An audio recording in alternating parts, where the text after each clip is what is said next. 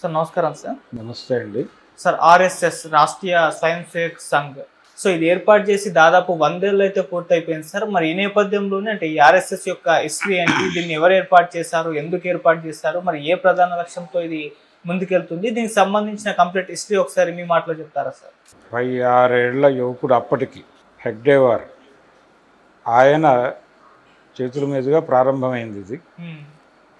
అంటే రాష్ట్రీయ స్వయం సేవక్ సంఘ్ అనేది పెట్టడం వెనకాల ఉద్దేశం ఏంటంటే ఇది చాలా క్లియర్గా ఆయన చెప్పినటువంటి అభిప్రాయం, హిందువులకి ఒక ఆర్గనైజేషన్, ఒక సేవా సంస్థ ఉండాలి డెడికేటెడ్గా. ఎందుకంటే దేశంలో మైనారిటీ మతాలు ఉన్నాయి, అనేక మతాలు ఉన్నాయి. వాటి ఆకాంక్షలు ఏదో రూపంలో సమాజంలో చెప్తున్నాయి.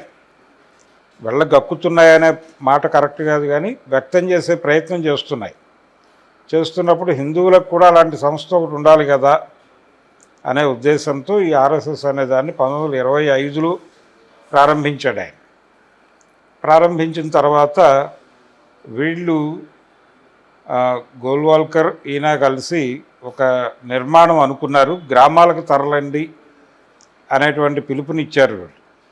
గ్రామాలకు తరలండి అంటే సమాజ దేవత అనే పదం వాడారు.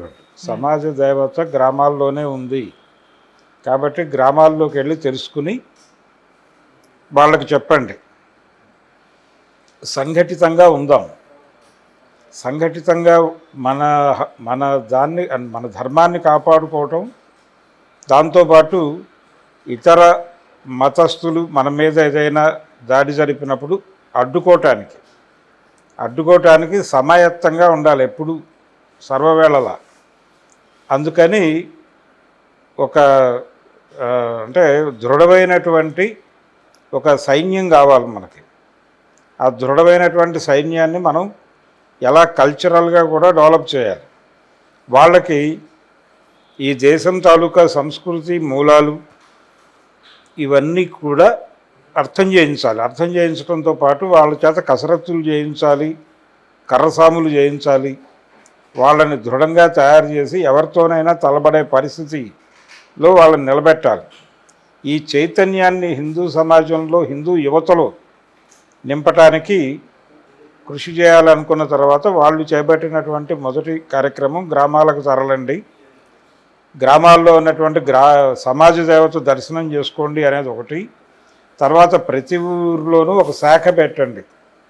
ఆ శాఖలోకి హిందూ మత యువకుల్ని సేకరించి వాళ్ళతో ఆ శాఖ నడిపిస్తూ వాళ్ళకి కల్చరల్గా భారతదేశం అంటే ఏమిటో అర్థం చేయిస్తూ, అలాగే ఈ మతం మీద, హిందూ మతం మీద, హిందూ ధర్మం మీద ఎవరైనా దాడులు చేస్తే దాన్ని కాపాడుకోవటం కోసం అవసరమైతే ప్రతిహింసని ప్రయోగించి, హింస వేరు, అవతల వాళ్ళు చేస్తున్న దాడులను అడ్డుకోవటానికి మనం వాడేది ప్రతిహింస.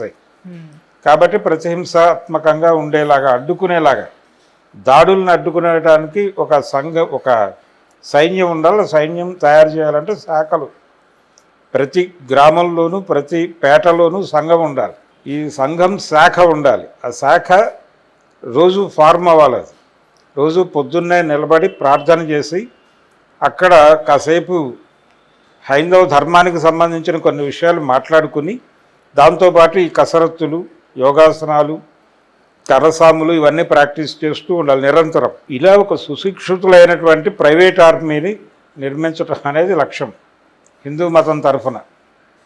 అది ఆర్ఎస్ఎస్ అంకురార్పణకి ఉద్దేశం. అప్పటికే మైనారిటీ మతాలు ఈ దేశాన్ని పరిపాలించడం ప్రారంభించి దాదాపు 1200 ఏళ్ళు దాటిపోయింది. ఈ 1200 ఏళ్ళు దాటిపోయినటువంటి సందర్భంలో హిందూ మతానికి, హిందూ ధర్మానికి జరిగిన గ్లాని గురించి పట్టించుకుని దాని గురించి మాట్లాడటం అనేది ప్రోగ్రామ్గా ఈ ఆర్గనైజేషన్ పనిచేయాలి అనేది ఒకటి అనుకున్నారు. ఈ క్రమమే నడిచింది. ఈ క్రమంలో వాళ్ళు అడపాదడపా ఇక్కడ ఉన్నటువంటి ముస్లింలకు వ్యతిరేకంగా నిర్ణయాలు తీసుకునేటప్పుడు బ్రిటిష్ అనుకూల ధోరణిలో కూడా వ్యవహరించారు వీళ్ళు అడపాదడప. వ్యవహరించటం అనేది విమర్శగా కాదు, కాన్షియస్గానే బ్రిటిష్ వాళ్ళని ఒక రకంగా అనుసరించారు కూడా. అంటే మిషనరీ పద్ధతిని కూడా అడాప్ట్ చేసుకున్నారు. ఎలా సుదృఢం చేయాలి, ఒక సైనిక విభాగం కావాలంటే దాన్ని ఎలా ఆర్గనైజ్ చేయాలి అనే దానికి సంబంధించి మిషనరీస్ నుంచి కూడా చాలా గుణపాఠాలు నేర్చుకున్నారు. అలా క్రైస్తవ మతం నుంచి చాలా గుణపాఠాలు నేర్చుకుని ఒక డిజైన్ చేశారు ఈ ఆర్ఎస్ఎస్కి. ఆ డిజైన్లో భాగంగానే వాళ్ళు హిందూ మత పరిరక్షకులుగా తమని తాము ప్రకటించుకుని ఆ విధంగా ముందుకు వెళ్ళేటువంటి ప్రయత్నంలో హిందూ వ్యతిరేక ధోరణులు, హిందూ మతానికి ఇబ్బంది కలిగించే ధోరణులు ఎవరు ప్రకటించినా వారిని ఉపేక్షించమని చెప్పారు. ఈ క్రమంలోనే వీళ్ళు జనసంఘ అనేటువంటి ఒక పొలిటికల్ పార్టీని కూడా ప్రారంభించారు. మాకు ఆర్ఎస్ఎస్కి ఏ సంబంధం లేదు, ఆర్ఎస్ఎస్ వేరు మేము వేరు అని వాళ్ళు చెప్తారు, కానీ టెక్నికల్గా వారే వీరు వీరే వారు. అది ఆర్ఎస్ఎస్ మానస పుత్రికే జనసంఘ అనేది. అలా ఒక పొలిటికల్ పార్టీని పెట్టి రాజకీయ రణక్షేత్రంలో కూడా తమ ప్రజెన్స్ ఉండాలి పార్లమెంటరీ రాజకీయాల్లో అని కూడా అనుకున్నారు. ఇదంతా తర్వాత దశ. తొలి దశలో దాని ఎక్స్టెన్షను హిందూ మహాసభ అనేది ఒకటి ఏర్పాటు చేసి దాని కింద కన్సాలిడేషన్ ప్రోగ్రాములు జరిగేవి. వాళ్ళని మిలిటెంట్లుగా తీర్చిదిద్దేటువంటి కార్యక్రమం ఆర్ఎస్ఎస్ చేసేది. ఇలా బాధ్యతలు పంచుకుని ముందుకు కదిలారు. ఈ రోజున 15 సంవత్సరాల నుంచి కేంద్రంలో కాషాయ జెండా ఎగురుతోందంటే దానికి ఆర్ఎస్ఎస్ వేసిన పునాదే కారణం. అలాగే ఆర్ఎస్ఎస్కి సంబంధించి వాళ్ళకి ప్రాతస్మరణీయుడు ఇంకొక ఆయన వీర సావర్కర్. వీర సావర్కర్ మీద రకరకాల విమర్శలు ఉన్నాయి. అయితే ఆయన తన వ్యక్తిగత జీవితంలో చేసినటువంటి లోపాలు కావచ్చు, ఇవన్నీ కావచ్చు, వీటన్నిటినీ ఒక్క క్షణం కూడా పట్టించుకోవాల్సిన అవసరం లేదు అనేది ఆయన గత చరిత్ర నుంచి మనకు అర్థమవుతుంది. ఆయన చరిత్రలోకి వెడితే, ఆయన వ్యక్తిగత చరిత్రలోకి వెడితే, ఆయన భారతదేశంలో జరిగినటువంటి స్వతంత్ర పోరాటాల మీద ఒక విస్తారమైనటువంటి పుస్తకం రాశాడు. 1857 ఫస్ట్ రెవల్యూషన్ అని. ఫస్ట్ రెవల్యూషన్ కాదదే అంటాడు ఆయన. అంటే సిపాయిల తిరుగుబాటే మొదటి స్వతంత్ర పోరాటం అని చెప్తారు మనవాళ్ళు, కానీ అది తప్పు అనేది సావర్కర్ గారి అభిప్రాయం. అదే మొదటిది, అదే చివరిది అని. ఆ తర్వాత కాంగ్రెస్ హయాంలో జరిగినటువంటి స్వతంత్ర పోరాటం అది స్వతంత్ర పోరాటంగా గుర్తించదగనిది అనేది ఆయన అభిప్రాయం. దీన్ని ఎప్పుడూ ఎవరు గౌరవించలేదు ఈ అభిప్రాయాన్ని, కానీ ఇప్పటికే అదే అభిప్రాయంతో ఉన్నారు వాళ్ళు. ఇలా ఈ దేశానికి స్వతంత్రం తీసుకురావాలి ఉదారవాదుల నుంచి, కుహనా సెక్యులరిస్టుల నుంచి, ఇలా వాళ్ళ దగ్గర 100 సెగ్మెంట్స్ ఉన్నాయి ఈ దేశానికి సాంస్కృతికంగాను రాజకీయంగాను హాని చేస్తున్నటువంటి వాళ్ళకి సంబంధించి. వీళ్ళందరినీ కంట్రోల్లో తీసుకుని దేశాన్ని తమ పూర్తి స్థాయి అదుపులో పెట్టుకోవాలనేది ప్రోగ్రాం.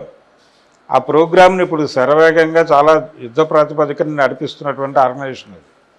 అందుకని ఇది రాజకీయ పార్టీని అంటే రాజకీయ పార్టీలు అనలేం, కల్చరల్ ఆర్గనైజేషన్ కూడా అనలేం ఆర్ఎస్ఎస్ని. అలా దానికి అది ఒక ప్రత్యేకమైనటువంటి ఒక ఎంటిటీ.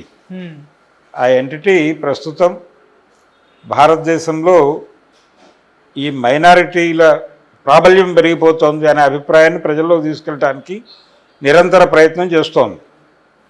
అందుకోసం రకరకాల రెఫరెన్స్లు ఇస్తారు, వాళ్ళు డేటా కలెక్ట్ చేస్తారు, రోడ్డు మీదకు పంపు చేస్తారు, ఇలా రకరకాలు.